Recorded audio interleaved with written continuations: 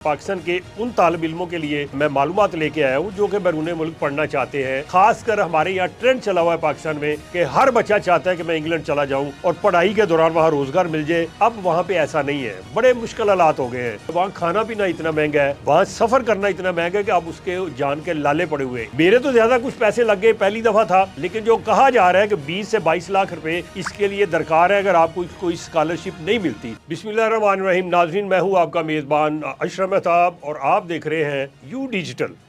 नाज़रीन, आज आपको ख़ास तौर पे पाकिस्तान के उन तालिब इल्मों के लिए मैं मालूमात लेके आया हूँ जो कि बैरून मुल्क पढ़ना चाहते हैं और वो भी अच्छी अच्छी यूनिवर्सिटियों में। वो यानी कि साब-ए-हैसियत तालिब इल्म या साब-ए-हैसियत लोगों के बच्चे जो वहाँ जाके यूरोप में पढ़ना चाहते हैं। ख़ासकर हमारे यहाँ ट्रेंड चला हुआ है पाकिस्तान में कि हर बच्चा चाहता है कि मैं इंग्लैंड चला जाऊँ, वहाँ पे जाके पढ़ूँ और पढ़ाई के दौरान वहाँ रोज़गार मिल जाए।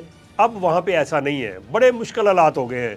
वहाँ पे जाके एक तो आपको बहुत ज़्यादा रकम लगा के वहाँ जाना पड़ता है। मेरे एक जानने वाले हैं, उन्होंने अपनी ज़मीनें बेची और 1 करोड़ रुपया लगाया और अपने बच्चे को वहाँ भिजवा दिया यूके में पढ़ने के लिए। वो वहाँ चला तो गया, वहाँ रहाइश इतनी महंगी है, वहाँ खाना पीना इतना महंगा है, वहाँ सफ़र करना इतना महंगा है कि अब उसके जान के लाले पड़े हुए। 1 करोड़ भी दे दिया और वहाँ पे वो उसका मसाइल जो है वही जान नहीं छोड़ रहे। इसी तरह से अगर आप बात करें बाकी ममालिक की, तो फिनलैंड एक ऐसा मुल्क है यूरोप का जहाँ पे उनकी आबादी बहुत कम है। वो है तकरीबन 55,84,000 नफूस पे मुश्तमिल और उनकी जो GDP का हुजम है 295 अरब डॉलर का है। आप अंदाज़ा लगाएं। और वहाँ की फ़ीकस आमदनी जो है वो भी बहुत अच्छी है। तो वहाँ अगर कोई पढ़ना चाहता है, वहाँ जाना चाहता है, वहाँ की यूनिवर्सिटी भी बैनुल अक़वामी म्यार के मुताबिक अच्छी यूनिवर्सिटी है, तो आपने लिखना है स्टडी इन फिनलैंड। तो आपके सामने एक पोर्टल खुलेगा, उसमें आपको ये सामने यूनिवर्सिटीज़ भी आ जाएगी। आप जिस यूनिवर्सिटी में जाना चाहते हैं, जो आपकी पसंदीदा यूनिवर्सिटी है, उसकी बैकग्राउंड चेक कर लें, उसकी मालूमात ले लें और वहाँ क्लिक करें तो आपको बता दिया जाएगा कि कितने पैसे लगेंगे। उसमें मास्टर डिग्री भी है, बैचलर डिग्री भी है और PhD भी आप कर सकते हैं।